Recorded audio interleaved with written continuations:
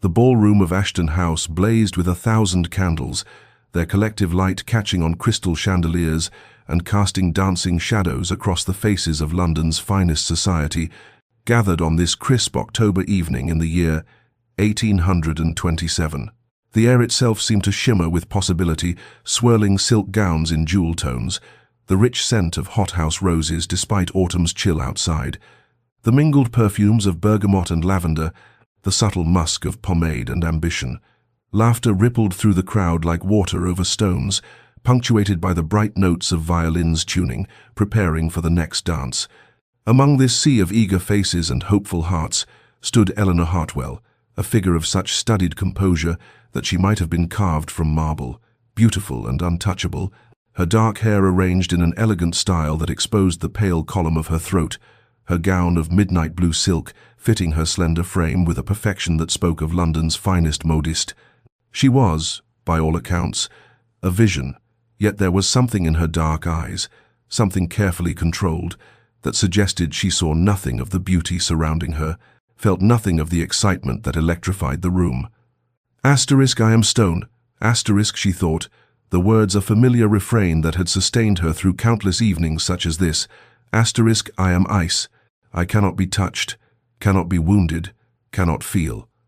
Asterisk, 3 years had passed since the world as she knew it had shattered, since the man she loved, Thomas Sinclair, with his warm laugh and gentle hands, had married Catherine Ashford, her dearest friend, the one person she had trusted with every secret save one. 3 years since Eleanor had stood in a garden while her heart broke so thoroughly she had thought she might die of it, yet had found herself still breathing, still existing in this world that suddenly held no joy. She had transformed herself in those years, deliberately, carefully, building walls so high and thick that nothing could penetrate them. Now, at 24, she moved through society with practiced grace, accepted dances with appropriate gentlemen, smiled at appropriate moments, and felt absolutely nothing at all. It was safer this way, infinitely safer. Yet across the crowded ballroom, standing in shadow near the tall windows that overlooked the garden, a man watched her with an intensity that would have unsettled her had she noticed.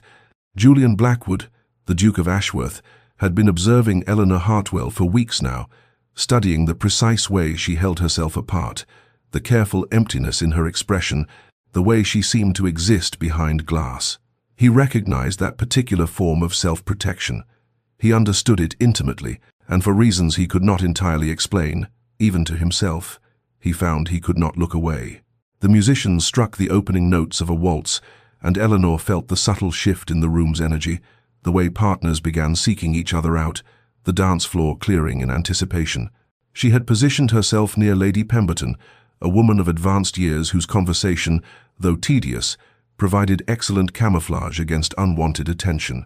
Yet even as Eleanor arranged her features into an expression of polite interest in Lady Pemberton's discourse on the declining quality of modern rose cultivation,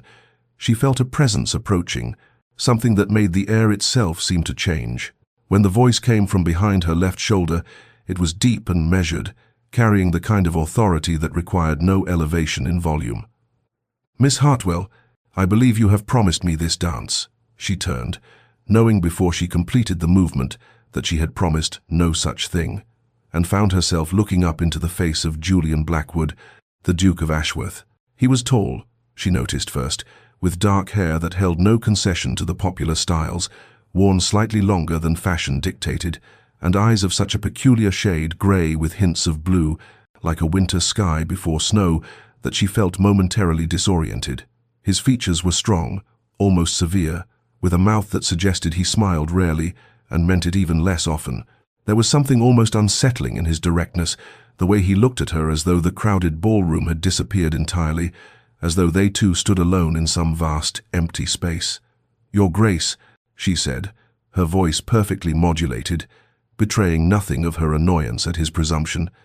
"I fear you are mistaken. My card is quite full this evening." It was a lie, transparent to anyone who cared to notice, but society's rules provided for such polite fictions. He did not smile, but something shifted in his expression, a subtle acknowledgement that he knew precisely what she was doing.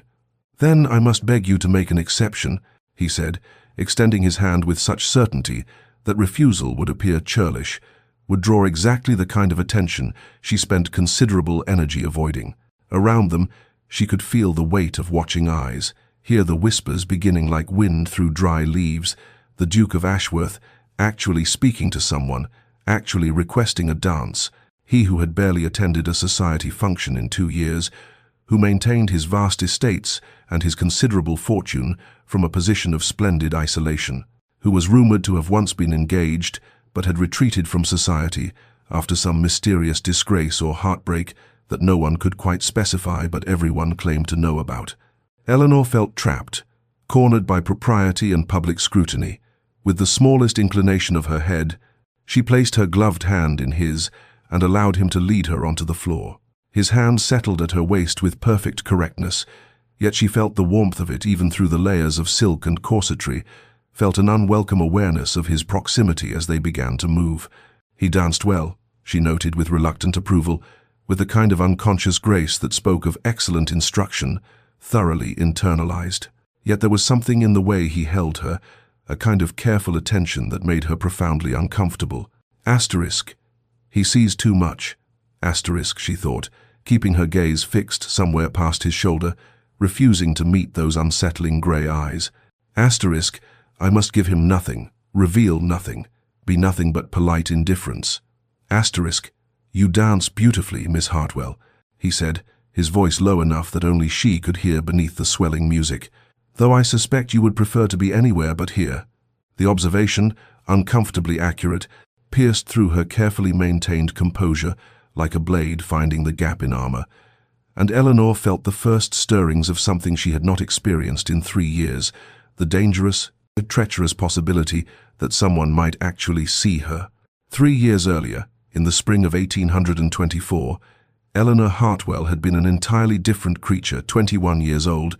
with eyes that held light instead of carefully constructed emptiness, a laugh that came easily and without calculation, a heart that beat with the particular intensity known only to those who have not yet learned that hope can be a dangerous thing. She had been in love with Thomas Sinclair for as long as she could remember, having thoughts beyond childhood games, though she had never spoken the words aloud, never dared to give voice to the feeling that consumed her whenever he entered a room, whenever his hand brushed hers in passing, whenever he smiled at her with that gentle, familiar warmth that she interpreted times foolishly, so foolishly times as evidence of reciprocated affection. Thomas had been her companion since earliest memory. The boy who lived at the neighboring estate, whose family and hers had been entwined through generations of friendship and proximity, who had pulled her from a pond when she was 8 and had fallen through thin ice, who had taught her to ride properly when her own father had not the patience, who had been present at every significant moment of her young life, like a golden thread woven through the fabric of her existence. They had been inseparable, or so she had believed, attending the same assemblies and house parties,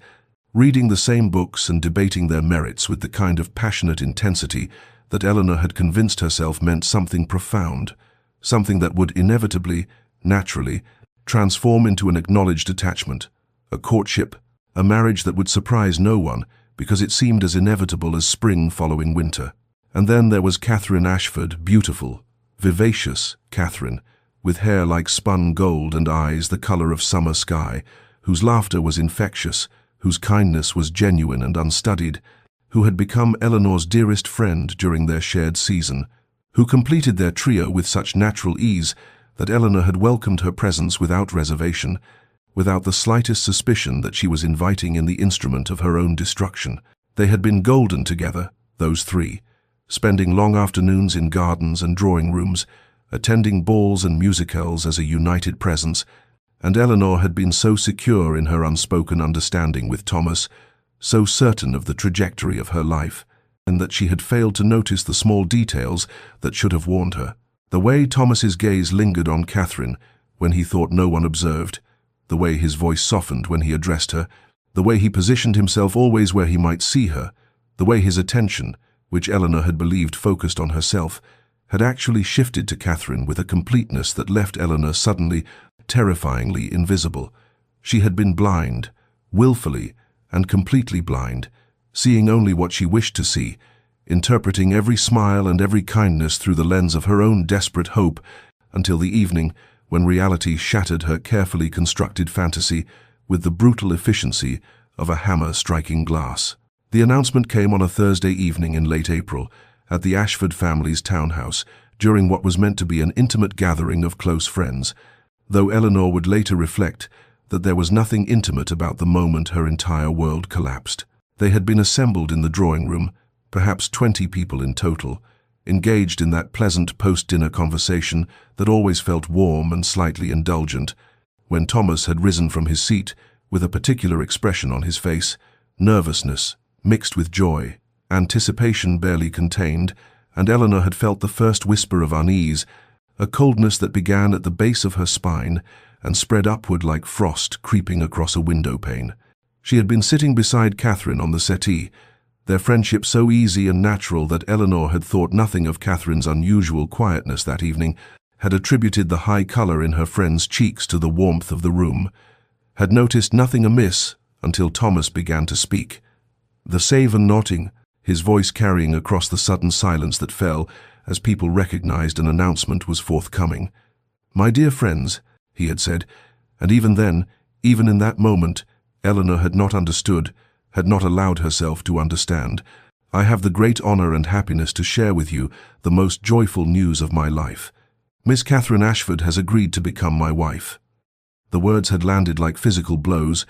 each one striking with precision against Eleanor's unprotected heart, and she had felt the world tilt sickeningly, felt the floor become uncertain beneath her feet, felt the air itself become too thick to breathe. Around her, the room erupted in exclamations of delight and surprise, voices overlapping in congratulations and expressions of happiness, and through it all Eleanor sat frozen, her face arranged in what she desperately hoped resembled appropriate pleasure, while inside her something fundamental was shattering, breaking apart with a violence that seemed impossible to conceal. Catherine had turned to her immediately, taking Eleanor's hand with genuine affection, her eyes bright with happiness and perhaps a touch of anxiety, saying, "Oh, Eleanor, I so hoped you would be pleased. You are my dearest friend, and your approval means everything to me." And Eleanor had heard her own voice responding as though from a great distance. "Of course, Catherine, I am so very happy for you both." The lies forming with a fluency that would later terrify her. The performance beginning in that instant of absolute devastation. She had watched Thomas cross the room to stand beside Catherine, had seen him take her hand with a tenderness that Eleanor had dreamed would one day be directed toward herself, had observed the way he looked at Catherine with love, with unmistakable, genuine, complete love, and had understood with brutal clarity that whatever she had believed existed between herself and Thomas had been entirely, pathetically, one-sided. The evening had continued with its terrible momentum, champagne produced, toasts offered, wedding plans discussed with enthusiasm by mothers and sisters, and through it all Eleanor had maintained her composure with a discipline she had not known she possessed, smiling until her face ached, offering congratulations until the words became meaningless sounds, existing in a state of numb disconnection that was the only thing standing between her and complete collapse. When she could finally escape, claiming fatigue with what she hoped was convincing casualness, she had walked with measured steps through the townhouse to the garden doors and had slipped outside into the cool spring night, and only then, alone beneath stars that seemed mockingly indifferent to her pain, had she allowed herself to feel the full weight of what had happened, standing among the roses as her carefully constructed future dissolved like morning mist, as every hope and dream and assumption crumbled to dust, as she realized that she must somehow find a way to hide this agony, to preserve both Thomas's friendship and Catherine's, to attend their wedding and smile and pretend that her heart was not breaking, that her life was not ending, that she had not just lost everything that mattered. The wedding took place on a luminous June morning, all golden sunlight and blooming roses, the kind of day that seemed deliberately, cruelly designed to mock Eleanor's interior darkness as she stood among the assembled guests in the village church and watched Thomas Sinclair pledge his eternal devotion to Catherine Ashford with a sincerity that was evident in every word, every glance, every tender gesture. Eleanor had positioned herself carefully, not too close to the front where her expression might be scrutinized, not so far back that her absence from a prominent position would be remarked upon, and she had worn pale blue because white would have been inappropriate, and anything darker would have suggested mourning, which would have invited questions she could never answer. Throughout the ceremony, she maintained the performance that had become her constant companion since that terrible April evening. Her face arranged in an expression of gentle pleasure,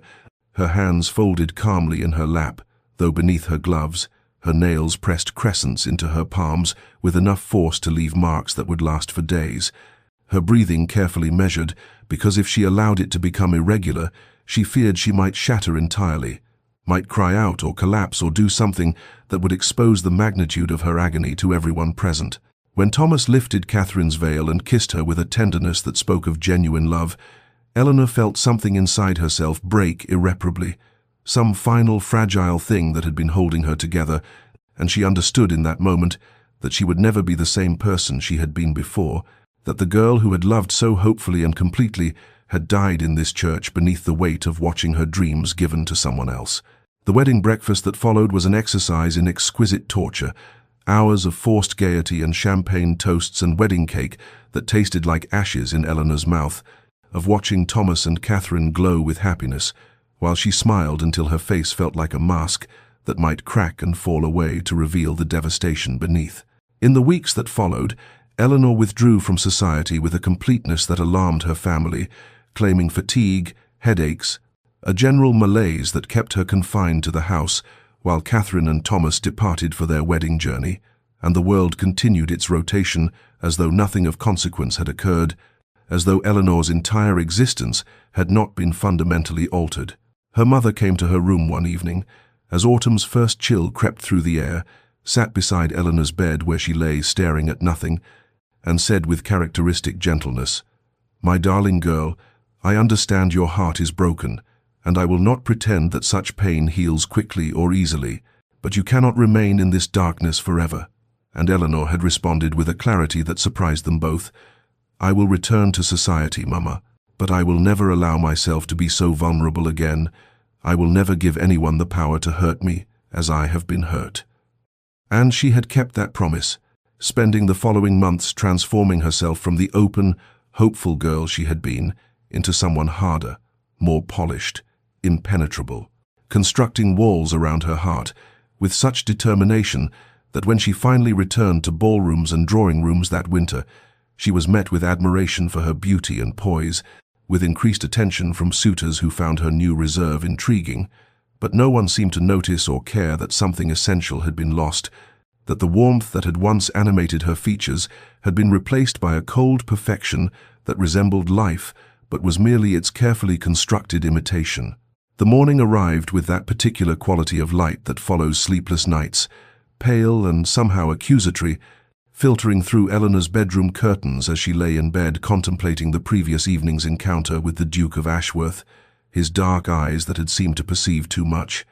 his persistence that had unsettled her, carefully maintained equilibrium in ways she was not prepared to examine. She descended to the breakfast room later than usual, discovering her mother already seated with her correspondence, and her younger sister Beatrice, practically vibrating with excitement over her toast and chocolate, the girl's 19-year-old enthusiasm for romance, as yet untarnished by disappointment or loss, and Eleanor felt simultaneously protective of that innocence and exhausted by its naivete. "Eleanor," Beatrice exclaimed the moment she entered, propriety abandoned in her eagerness, "everyone is speaking of the Duke's attention to you last evening. Lady Pemberton told Mama that he barely looked at another woman the entire night, that he positioned himself specifically to observe you, and when you danced together, Charlotte Morrison said it was the most romantic thing she had ever witnessed. The way he looked at you, as though you were the only person in the entire ballroom." Eleanor poured herself tea with studied calmness, adding precisely the amount of milk she preferred, while formulating a response that would discourage this line of speculation without revealing how thoroughly the Duke's attention had disturbed her, saying finally with deliberate lightness, "Charlotte Morrison is prone to romantic exaggeration, as we all know, and the Duke was merely being polite, fulfilling his social obligations as any gentleman would." Her mother looked up from her letters with that particular expression that suggested she perceived far more than Eleanor wished her to see, observing quietly, "The Duke of Ashworth has not attended a London social event in nearly 4 years.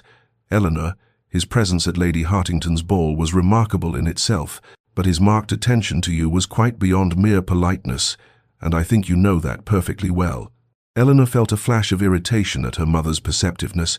at this intrusion into the carefully controlled interior life she had constructed. But before she could formulate a sufficiently dismissive response, Beatrice continued with her characteristic enthusiasm.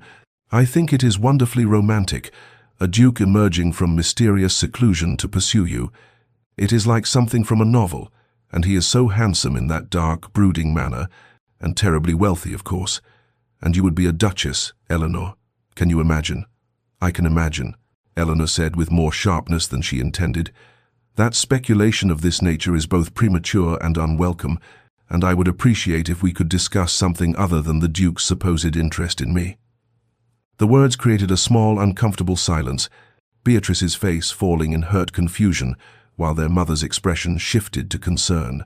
And Eleanor immediately regretted her tone but could not seem to soften it, trapped in the defensive patterns that had become her default response to anything that threatened her emotional armor. It was in this tense moment that the butler entered carrying the morning's second post on a silver tray, presenting it to Eleanor's mother, who sorted through the various letters and invitations before pausing over one particular envelope, her face registering surprise and something more complex, something that made Eleanor's chest tighten with premonition even before her mother spoke, saying carefully, "We have received a letter from Catherine Sinclair. She and Thomas are returning to London after 3 years in Derbyshire.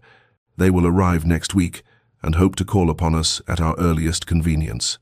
Eleanor's hand trembled slightly as she set down her teacup, the delicate porcelain rattling against the saucer in a way that surely betrayed her agitation, though she fought to keep her expression neutral and to appear merely politely interested rather than devastated by this news that meant the past she had worked so hard to bury would soon be standing in her drawing room,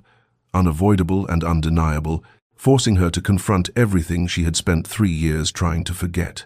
The Duke of Ashworth arrived at the Hartwell residence precisely 3 days after the ball, and his timing so impeccable that Eleanor could not help but suspect he possessed some preternatural awareness of when she would be most unsettled, most vulnerable to disruption, and indeed, she had spent those intervening days in a state of agitation she refused to acknowledge, caught between the disturbing news of Thomas and Catherine's imminent return and the equally disturbing memory of the Duke's dark eyes, watching her with that peculiar intensity that suggested he saw far more than she wished to reveal. She was in the morning room attempting to focus on correspondence when the butler announced the Duke's arrival, and something in her chest tightened with an emotion she could not name, would not name, as she rose to receive him in the formal drawing room, where her mother had already positioned herself with her embroidery, as propriety demanded. The Duke entered with that same commanding presence she remembered, tall and dark and utterly self-possessed, bowing to her mother with perfect courtesy before turning those perceptive eyes upon Eleanor, and she felt suddenly exposed in a way that had nothing to do with the modest neckline of her morning dress, and everything to do with the sense that he could perceive the chaos beneath her carefully maintained exterior. "Miss Hartwell," he said, his voice carrying that same quality of directness that eschewed the usual social pleasantries, "I hope I am not calling at an inconvenient time, but I wish to request the pleasure of your company for a drive through Hyde Park this afternoon, if you are amenable, and your mother grants permission." Eleanor's first instinct was to refuse, and to manufacture some excuse that would maintain the distance she preferred, but her mother spoke before she could formulate her decline, saying with warmth that felt almost like betrayal, "How thoughtful of you. Your Grace, I am certain Eleanor would be delighted. The weather is particularly fine today, and she has been spending far too much time indoors lately." There was no graceful way to contradict her mother's assertion without appearing deliberately rude, and so Eleanor found herself agreeing with as much composure as she could muster, and 2 hours later she was seated beside the Duke in his elegant curricle, as he guided his perfectly matched greys through the fashionable paths of Hyde Park, where all of London society came to see and be seen. The afternoon sunlight filtered through the trees in patterns that shifted across his strong features as he drove with easy competence, and after the initial pleasantries had been exhausted, he turned to her with unexpected directness and asked, "What do you read, Miss Hartwell?" I am curious about what occupies your mind when you are not enduring tedious social obligations. And the question was so different from the usual inane conversation that she found herself momentarily disarmed, answering with more honesty than she intended. Poetry, primarily, and philosophy. When I wish to feel intellectually challenged, though I suspect you find that an odd combination for a young woman. His response came without hesitation, without the patronizing surprise most men exhibited when she mentioned philosophical interests, saying simply, "On the contrary, I find it entirely consistent with what I have observed of you. You possess a contemplative nature beneath your social performance. Do you not, Miss Hartwell?" The question, gentle yet penetrating, struck too close to truths she guarded carefully, and Eleanor felt her defenses rising like a wall. But when she turned to deliver some deflecting response, she found him watching her with an expression of understanding rather than curiosity, as though he recognized the armor she wore because he wore similar protection himself. And in that moment, she realized with uncomfortable clarity that the Duke of Ashworth was far more dangerous to her peace than she had allowed herself to acknowledge. Weeks passed with a relentlessness that Eleanor found increasingly difficult to ignore, each social engagement bringing the inevitable appearance of the Duke of Ashworth with a predictability that should have been tiresome, but instead created a peculiar tension in her chest that she refused to examine too closely, a tightening of anticipation that felt dangerously close to expectation. He materialized at every ball, every soirée, every dinner party she attended, always requesting the first dance with that quiet insistence that made refusal seem churlish, always positioning himself beside her at table when the social architecture allowed, always watching her with those dark, perceptive eyes that seemed to catalogue every flicker of emotion she tried to conceal behind her carefully maintained composure. Society's speculation grew like hothouse flowers, conversations pausing when she entered rooms, fans fluttering with whispered commentary about the Duke's unprecedented courtship, about Eleanor's apparent indifference to an honor that would have sent other young women into transports of delight, and she felt both irritated by the attention and unsettled by something deeper, a curiosity she could not entirely suppress about what motivated his persistence, what he saw when he looked at her that warranted such sustained effort. The evening of Lady Melbourne's musicale arrived, wrapped in the soft melancholy of early autumn, and Eleanor found herself seated beside the Duke, in the third row of gilt chairs arranged for the performance, the proximity forcing an intimacy that felt both uncomfortable and oddly natural as a soprano began a heartbreaking aria about lost love that seemed specifically designed to strip away emotional defenses. "Music affects you," the Duke observed quietly during the polite applause between pieces. Not a question, but a statement of perceived truth. And Eleanor felt that familiar defensiveness rising until she looked at his face and saw not curiosity but recognition, as though he understood what it meant to be moved by beauty while simultaneously resenting that vulnerability. "I find it difficult," she admitted with unusual honesty, surprising herself, "to maintain proper composure when confronted with genuine artistry. It feels like an intrusion somehow, the way it reaches past one's carefully constructed boundaries." He was silent for a moment, his profile illuminated by candlelight as the next performer prepared, and then he said with quiet intensity, "I was engaged once, 4 years ago, to a woman I believed loved me for myself rather than my title and fortune. I was young enough to trust that such distinction mattered, fool enough to ignore the signs that her affection was performance rather than truth." Eleanor turned to him in surprise, seeing something raw and unguarded in his expression that made her chest ache with unwilling sympathy.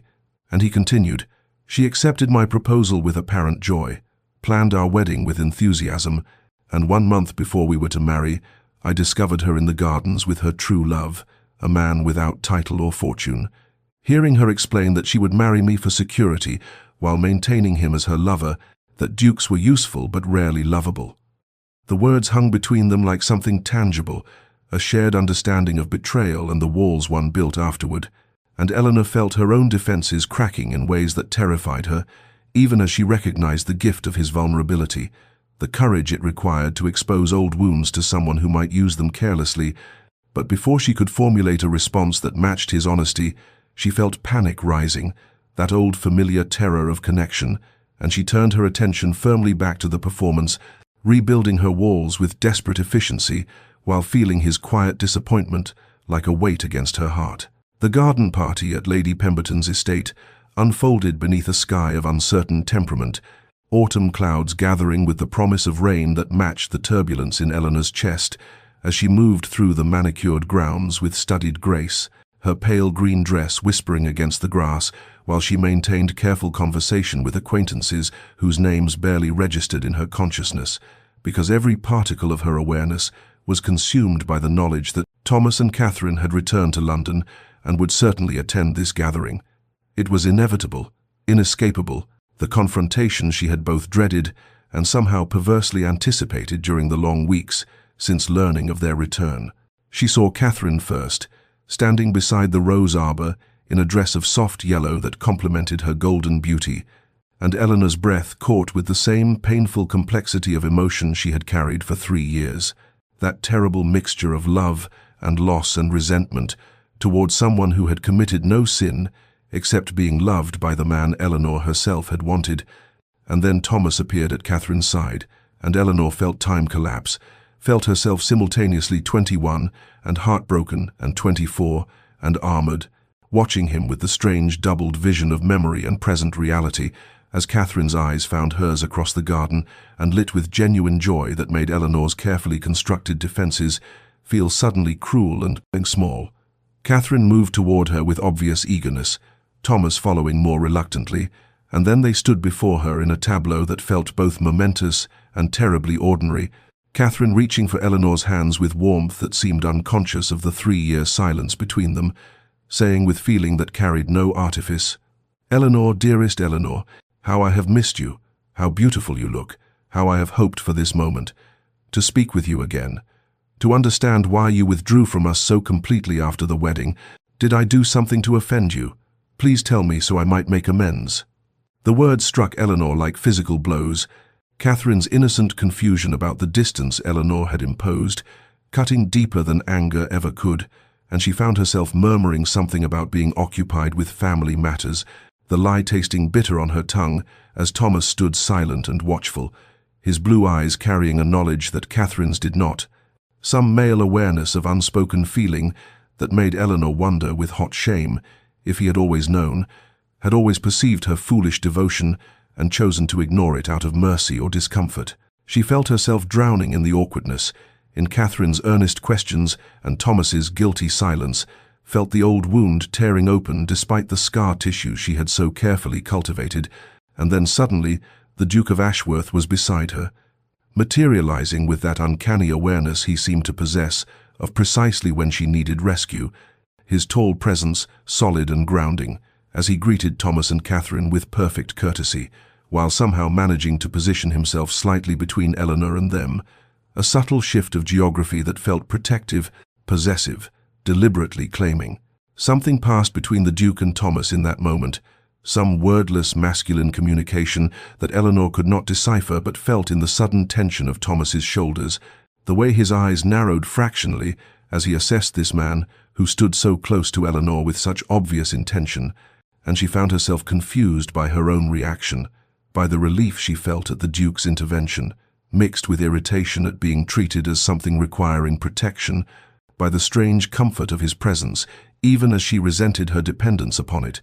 and beneath all of it, a deeper confusion about which pain cut more sharply now, the old ache of seeing Thomas, or the new fear of what the Duke's steady courtship was awakening in her carefully deadened heart. Eleanor's bedchamber felt simultaneously like sanctuary and prison as she dismissed her maid with trembling hands, and finally, mercifully alone, allowed the composure she had maintained throughout the interminable carriage ride home to shatter like fine crystal dropped on marble, sinking onto the window seat, where moonlight painted silver patterns across her lap, while the tears she had forbidden herself for 3 years burned behind her eyes. Though even now, even in absolute privacy, she could not quite permit them to fall because crying felt like surrender, like admitting that Thomas Sinclair still possessed the power to wound her despite all her careful architecture of indifference. Seeing him today had torn open something she had convinced herself was healed, revealed the wound beneath the scar tissue as raw and aching as the night he announced his engagement, And worse somehow was Catherine's guileless warmth, her obvious confusion about Eleanor's withdrawal, because it would be so much simpler if Catherine were cruel or calculating. If Eleanor could hate her with clean, uncomplicated fury instead of this terrible tangled mess of love and resentment, and guilt for resenting someone whose only crime was being lovable, being chosen, being innocent of malice in her unwitting theft of Eleanor's entire future. The unfairness of Catherine's goodness felt like its own particular torture. The way she had reached for Eleanor's hands with such genuine affection, the hurt in her eyes at 3 years of unexplained silence, and Eleanor pressed her forehead against the cool glass of the window and thought with bitter clarity that perhaps she was the villain in this story after all, punishing Catherine for the sin of being loved while Eleanor was not, withdrawing friendship as though it were Catherine's fault that Thomas's heart had chosen differently than Eleanor's desperate hoping had imagined. But beneath the resurrected pain of that old wound, confusing and unexpected, was another ache entirely. The memory of the Duke of Ashworth materializing at her side precisely when she needed him most, the solid warmth of his presence, and the protective way he had positioned himself between her and her past, and she found herself thinking about his steady courtship these past weeks, with a confusion that felt dangerously close to longing, remembering his revelation at the musicale about his own betrayal, the vulnerability in his voice when he spoke of being valued for his title rather than himself, and recognizing in that moment a mirror of her own wounded retreat from possibility. He had been hurt as she had been hurt, had built walls as she had built walls, yet somehow he had found the courage to pursue connection again, to risk himself despite knowing intimately the cost of misplaced trust, and that courage felt both admirable and terrifying, because Eleanor was not certain she possessed the same strength, was not certain she could survive being broken again when she had barely survived being broken the first time. Her heart felt like a battlefield where two fears waged war, the old fear of Thomas's rejection that had defined her for 3 years, fighting against this new fear of the Duke's persistence,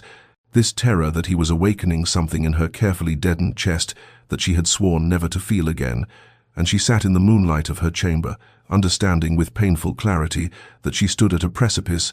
that the Duke's patient courtship was forcing a choice she had avoided making between the safety of her isolation and the terrifying vulnerability of allowing someone close enough to hurt her, between protecting her heart absolutely and daring to believe that not all love ended in devastation, and she did not know, could not know, which path led toward healing and which toward destruction, only that remaining frozen at this crossroads was becoming its own form of death, a slow suffocation of everything vital and alive that she had once been before. Thomas Sinclair taught her that love was something that happened to other people,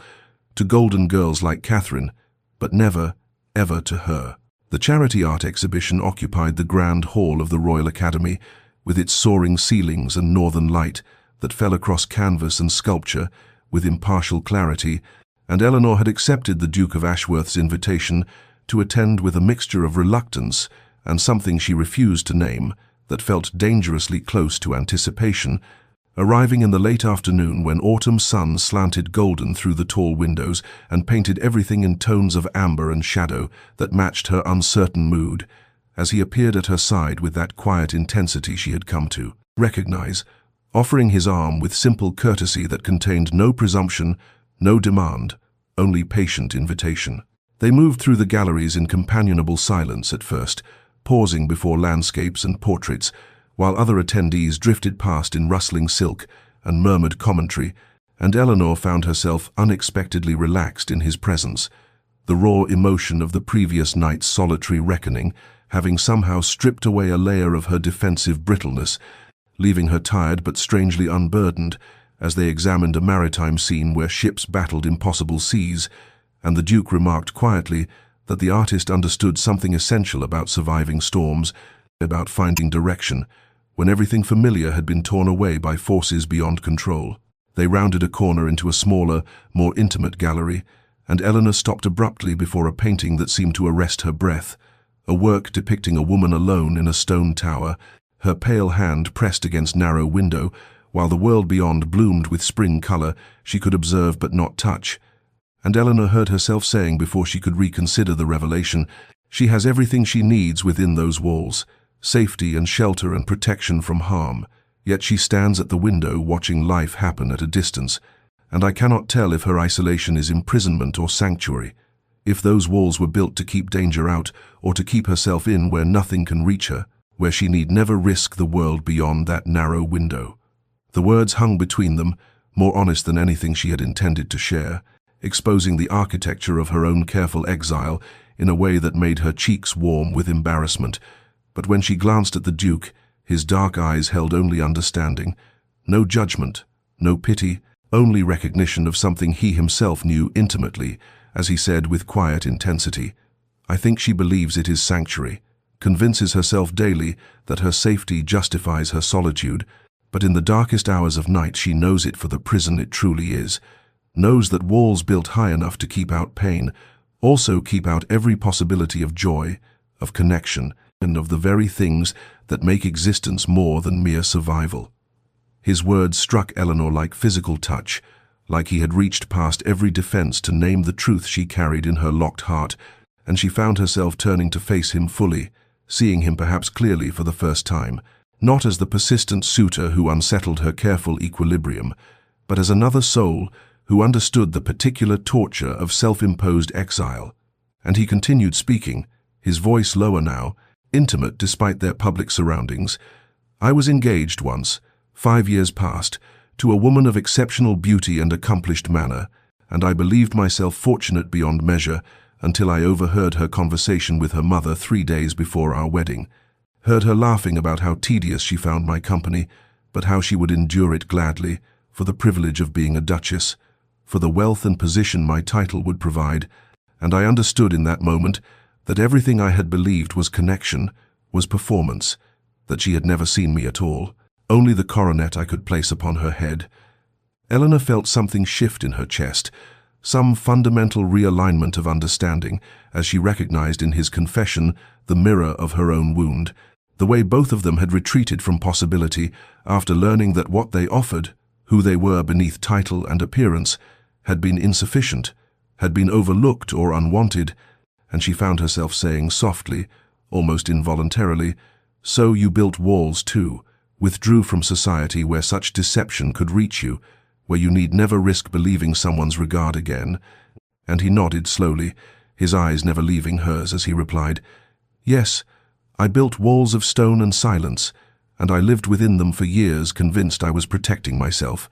until I saw you across a ballroom and recognized in your eyes the same loneliness that haunted my own reflection, and I understood that we were both slowly dying in our towers of safety, and I thought perhaps,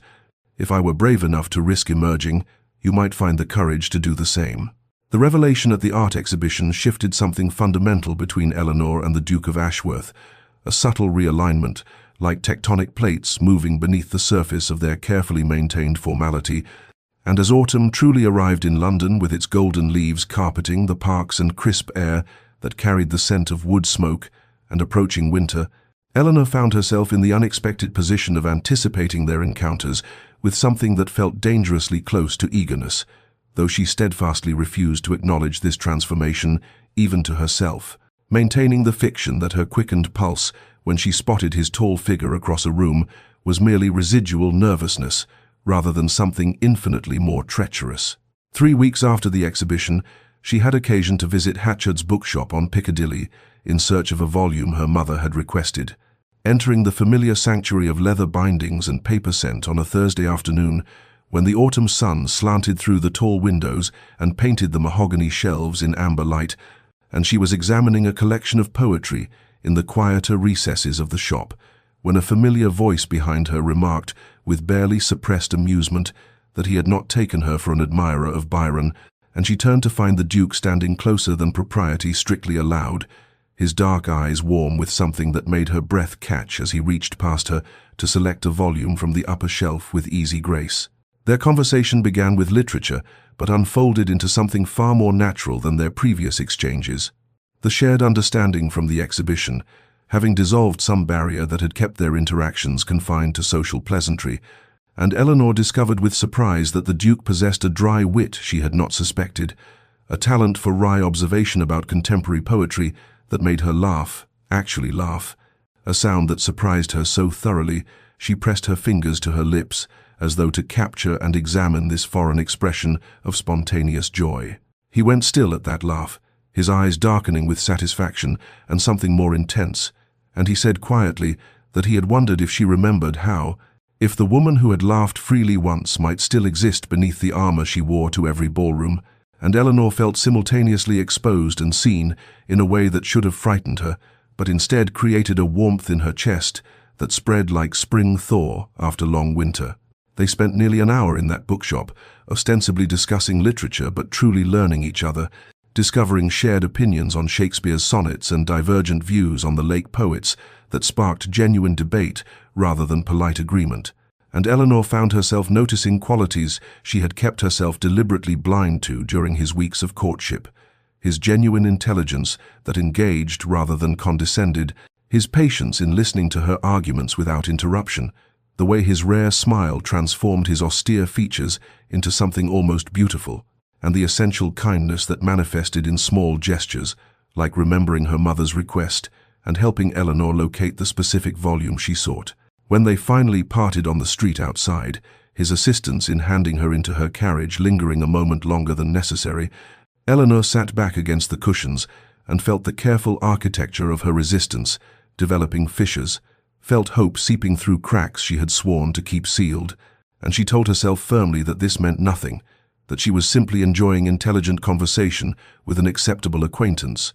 But her heart, that traitor, knew better and beat with renewed life against her ribs. The note arrived at Eleanor's residence on a grey morning when November rain streaked the windows and made the world beyond seem distant and insubstantial. A simple correspondence on cream paper requesting her presence at Gunter's tea shop at 3 o'clock that afternoon, signed in Catherine's familiar, graceful hand, and Eleanor held the missive with trembling fingers while something long dormant stirred painfully in her chest, a mixture of dread and longing and grief for what had been lost 3 years prior, when friendship shattered on the rocks of unspoken love and inevitable betrayal. She arrived precisely at the appointed hour, her burgundy walking dress immaculate and her composure carefully maintained, as she entered the establishment with its delicate scent of bergamot and pastry, its civilized murmur of genteel conversation, and found Catherine already seated at a corner table by the window, where rain-softened light fell across her still beautiful features that time and contentment had somehow enhanced rather than diminished. And Eleanor felt the old complicated tangle of affection and resentment, admiration and envy, love and loss that Catherine's presence had always evoked since that devastating night of the engagement announcement. They exchanged greetings with painful formality, ordered tea neither truly wanted, and sat in awkward silence until Catherine finally spoke with characteristic directness, her voice quiet but steady as she said what Eleanor had never expected to hear, that she had always known, had understood from the beginning that Eleanor loved Thomas, had seen it in every glance and gesture and careful word during those golden summers when they had all been inseparable, had noticed the precise moment after the wedding when something essential had died behind Eleanor's eyes, and she had begun her transformation into the distant, untouchable woman she had become. Eleanor felt her careful composure fracturing, felt heat rising in her cheeks as Catherine continued with tears brightening her blue eyes, explaining that losing Eleanor's friendship had been a grief she carried daily, that she had written dozens of letters over the past 3 years that she had never sent, had reached out through mutual acquaintances only to be met with polite deflection, and that she understood she had no right to request forgiveness, but needed Eleanor to know that she had never acted with intent to wound, had never deliberately stolen what Eleanor wanted, had in fact fallen in love with Thomas during the 6 weeks when Eleanor had been visiting her aunt in Bath, a courtship that had unfolded in Eleanor's absence and reached understanding before her return. The explanation landed like both balm and blade, soothing the festering question of whether Catherine had known and acted with malice, yet reopening the wound with the reminder that life and love had simply continued without Eleanor, that her absence had created space for their attachment rather than prevented it, and she found herself asking with raw honesty why Catherine had never spoken of it, why she had allowed Eleanor to return, expecting everything unchanged when the world had fundamentally shifted, and Catherine's response came with quiet pain, that she had tried to tell Eleanor upon her return, but Thomas had requested silence until he could speak with Eleanor himself. and by the time he had found courage, the attachment was too deep to undo without devastating Catherine. And Eleanor had seemed so genuinely happy for them that Catherine had convinced herself perhaps she had been mistaken about Eleanor's feelings, perhaps had projected her own guilt onto innocent friendship. They sat in that tea shop for nearly 2 hours, while rain continued its gentle percussion against the windows, and their tea grew cold in delicate china cups, speaking with painful honesty about misunderstanding and missed communication, about the complexity of loving the same person and the impossibility of apportioning blame when hearts chose without consulting convenience or loyalty. And Eleanor felt something she had carried for 3 years, some calcified mass of anger and betrayal, beginning to crack and crumble as she recognized that Catherine's guilt matched her own grief, that both of them had lost something precious when their friendship dissolved, and that perhaps, it might be possible to forgive what had never been deliberately cruel, only painfully, inevitably human. Eleanor attended the Blackwell ball that evening in a state she had not experienced in 3 years, her carefully constructed armor stripped away by the afternoon's emotional excavation with Catherine,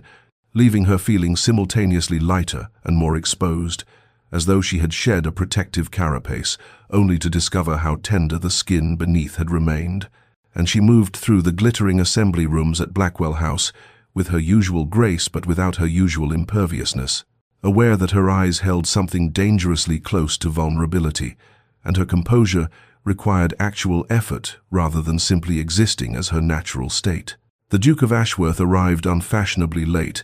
as had become his custom since he cared nothing for society's petty conventions, and Eleanor felt his presence before she saw him, that peculiar awareness that had developed between them during their months of careful approach and gradual understanding, and when their eyes met across the crowded ballroom, she saw his immediate shift from social courtesy to focused concern, saw him notice, with that unnerving perceptiveness he possessed, that something had altered in her expression, that the ice had fractured, even if it had not yet melted, and he moved through the crush of bodies with single-minded purpose, until he stood before her and requested the next dance with an intensity that had nothing to do with social ritual and everything to do with genuine concern for her well-being. They waltzed in unusual silence, his hand at her waist radiating warmth through the silk of her gown, and Eleanor felt herself trembling slightly with exhaustion from maintaining control throughout a day that had systematically dismantled beliefs she had held for 3 years, and when he quietly suggested they take air on the terrace, she found herself nodding agreement without her customary resistance, allowing him to guide her through the tall French doors and into the November night where autumn stars scattered across black velvet sky, and the air carried the sharp, clean scent of approaching winter and wood smoke from distant chimneys. They stood at the stone balustrade overlooking the darkened garden below, and the Duke asked with simple directness what had happened to distress her. And Eleanor discovered in that moment that she was profoundly tired of carrying her history alone, tired of maintaining pretense, even with this man who had somehow seen through every careful facade she had constructed, and so she told him everything in a voice that shook occasionally but never broke completely, told him about Thomas and Catherine and the golden summers of her youth, about unspoken love and devastating betrayal, and the wedding that had shattered something essential in her soul, about 3 years of deliberate isolation and the afternoon's painful conversation that had begun the work of forgiveness. And he listened without interruption, his dark eyes fixed on her face with complete attention, and when she finally fell silent with the sense of having emptied herself of secrets she had sworn never to share, he did not offer platitudes or false comfort, but simply said that he understood now why she had fought so hard against connection, why she had built walls so high and made herself untouchable, that her response to such pain made perfect sense and took courage of its own kind, even if it was the courage of self-protection rather than vulnerability. And then he reached out slowly, giving her time to retreat if she wished, and took her hand in his larger one and held it with gentle firmness while the stars wheeled overhead, and Eleanor felt something shift fundamentally in her chest, felt the beginning of trust, of genuine intimacy, of hope she had thought forever extinguished,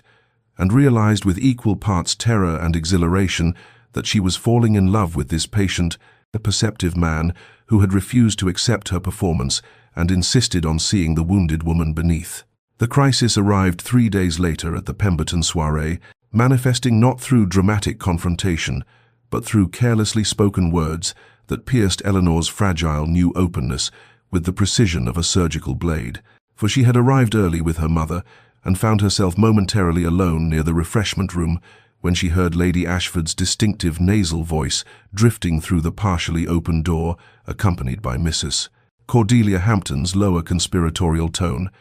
and Eleanor had begun to move away, uninterested in whatever gossip occupied them, when she heard her own name spoken, followed by the Duke's, and she froze with her hand pressed against the cool silk of her gown, as Lady Ashford pronounced with malicious satisfaction that of course Ashworth was merely amusing himself with the Hartwell girl, that everyone knew he had wagered with Lord Pemberton that he could thaw the Ice Queen within 3 months, that men of his status entertained themselves with such pursuits when boredom overtook them,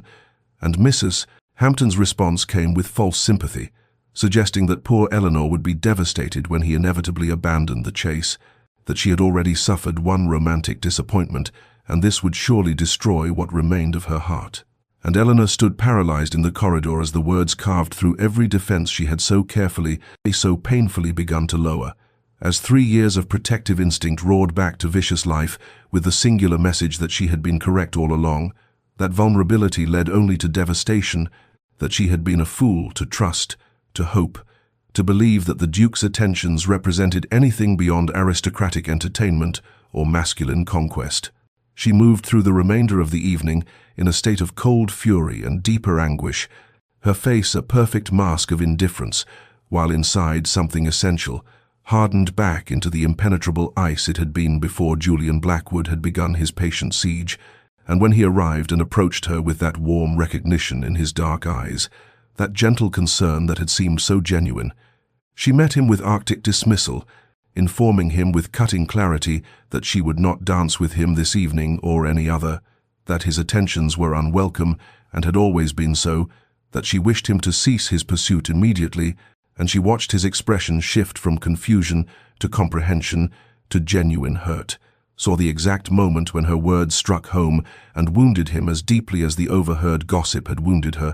and some small part of her heart that had not yet refrozen cried out in protest at causing him pain. But she silenced it with ruthless efficiency and turned away, leaving the soiree early with the excuse of headache, her mother's worried gaze following her retreat. The carriage ride home passed in awful silence, Eleanor staring at darkness beyond the window, while her mind presented endless justification for her actions, reminding her that she had protected herself from inevitable abandonment. That discovery of his wager before deeper attachment formed represented fortunate timing rather than tragedy, yet beneath the rational arguments ran a current of desolation that intensified with each passing moment, and when she finally reached her bedroom and dismissed her maid, she discovered that sleep would not come and that she lay awake through endless dark hours, questioning whether Lady Ashford's gossip held truth or represented merely the malicious speculation of a woman known for cruel tongue and invented scandal, wondering if she had just destroyed something genuine out of fear and self-protection, whether she had repeated the very pattern that had kept her isolated for 3 years, choosing loneliness over the terrifying risk of possible happiness, and by dawn she felt hollowed out and uncertain, her confident cruelty of the previous evening transformed into sick regret and confusion about whether she had saved herself from heartbreak or created it with her own hands. The Duke of Ashworth did not appear at the Wetherby musicale 2 evenings later, nor at the Fitzwilliam dinner the following night, nor at any of the subsequent gatherings that filled London's relentless social calendar during the week that followed Eleanor's cruel dismissal,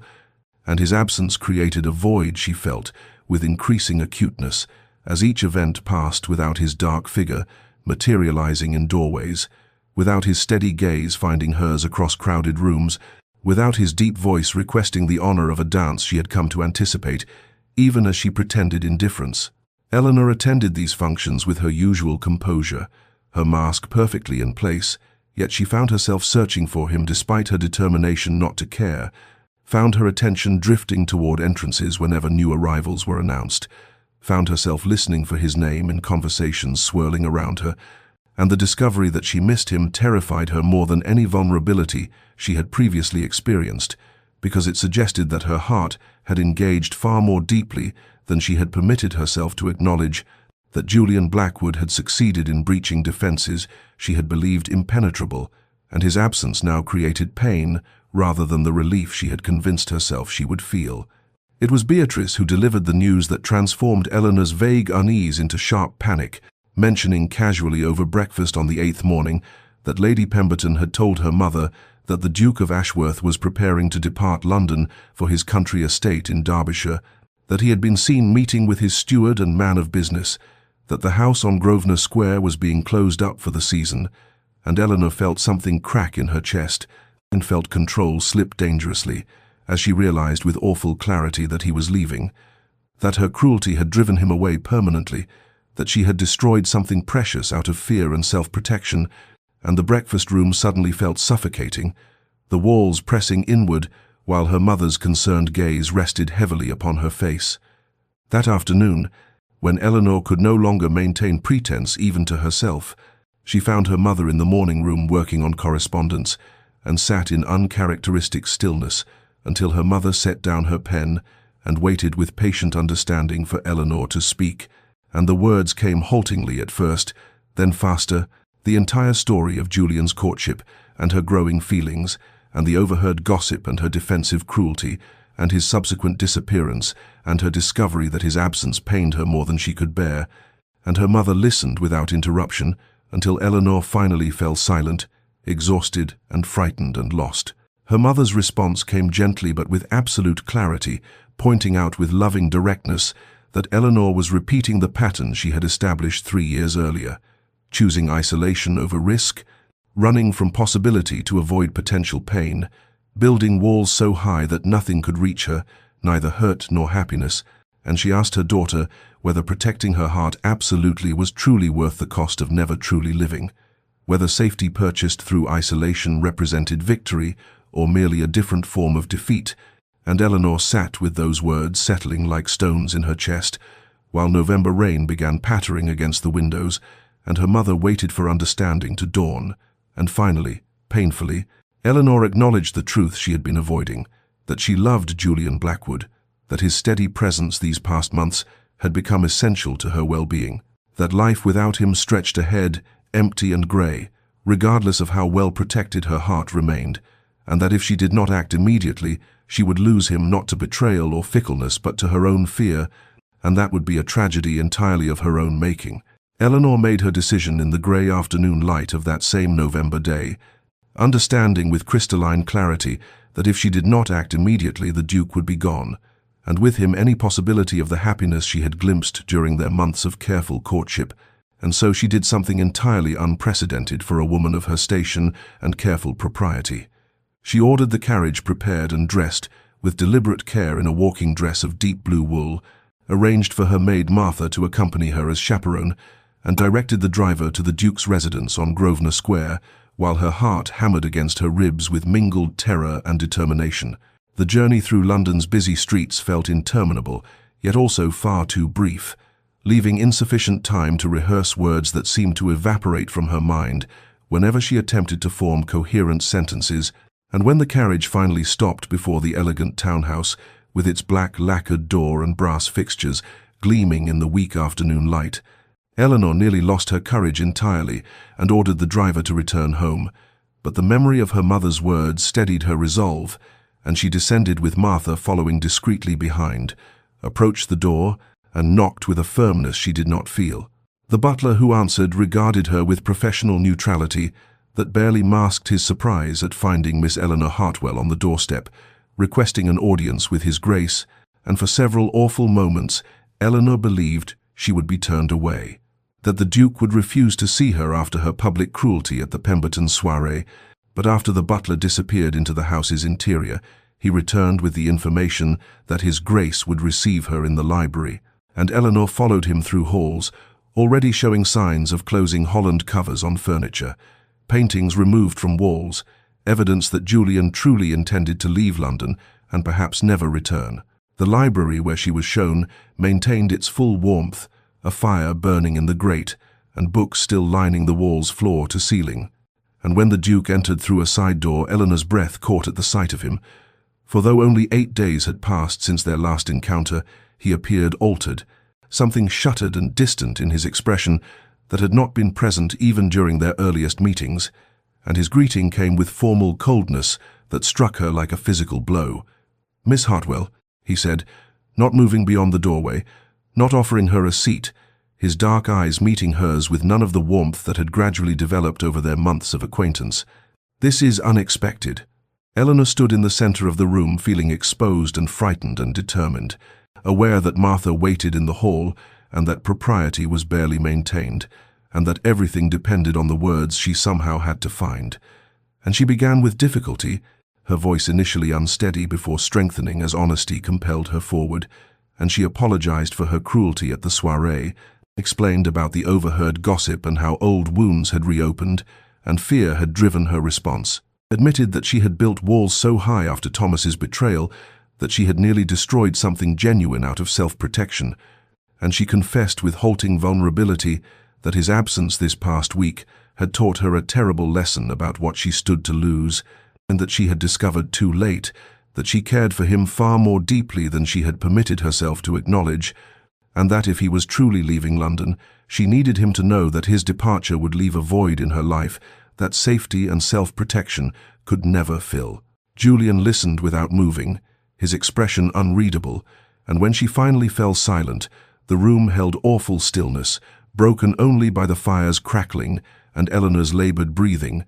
and she watched his face for some sign of softening and found none. Saw instead the evidence of genuine hurt that her words at the soiree had inflicted, and understood that she had wounded him as deeply as she herself had been wounded 3 years earlier, and she realized with sick certainty that apology might not be sufficient, and that some damage once done could not be easily repaired. But then he moved finally, crossing the room to stand before her, and his voice, when he spoke, had lost some of its coldness, though pain remained evident in every word, and he asked her directly whether she truly meant what she said, or whether fear would drive her away again the next time gossip or doubt threatened, whether he could trust that she would not retreat behind her walls and leave him standing alone. And Eleanor met his gaze with every ounce of courage she possessed, and answered with simple truth that she could not promise never to be frightened, but she could promise to fight against the fear, to choose vulnerability over safety, to risk her heart because living without that risk meant not truly living at all. And she watched something shift in his expression. They saw the exact moment when his hurt began yielding to cautious hope, and he asked quietly what she wanted from him, and Eleanor answered with words that felt like stepping off a cliff into unknown space. "I want another chance, Julian, if you can forgive my cowardice, and grant me one." Julian stood absolutely still for a moment that seemed to stretch into eternity, his dark eyes searching Eleanor's face with an intensity that made her feel transparent, as though every defense and every carefully constructed wall had become visible and penetrable. And then something profound shifted in his expression, the coldness melting like frost under spring sun, replaced by something raw and vulnerable that she had never seen him reveal before.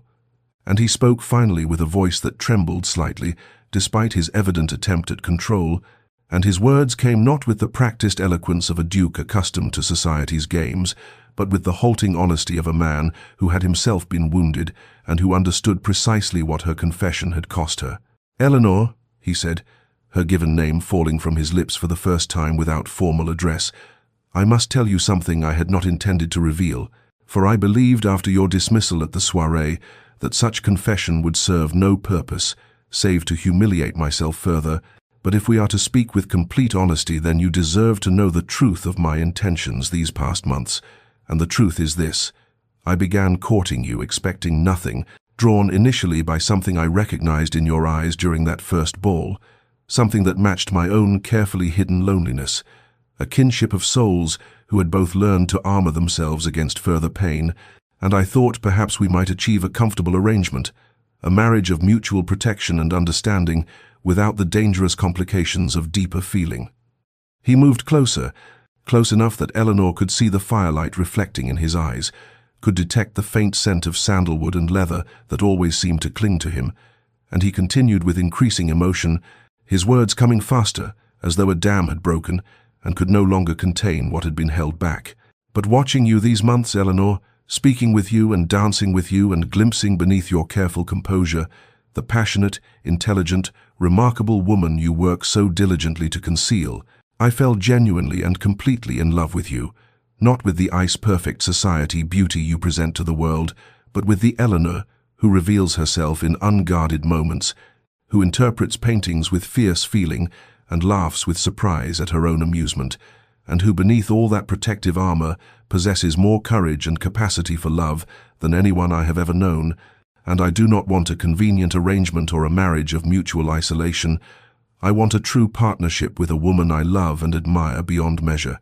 I want you, Eleanor, exactly as you are, fears and walls and all, if you can find it within yourself to trust me with your heart, despite every reason you have learned not to trust. Eleanor felt tears spilling down her cheeks unchecked,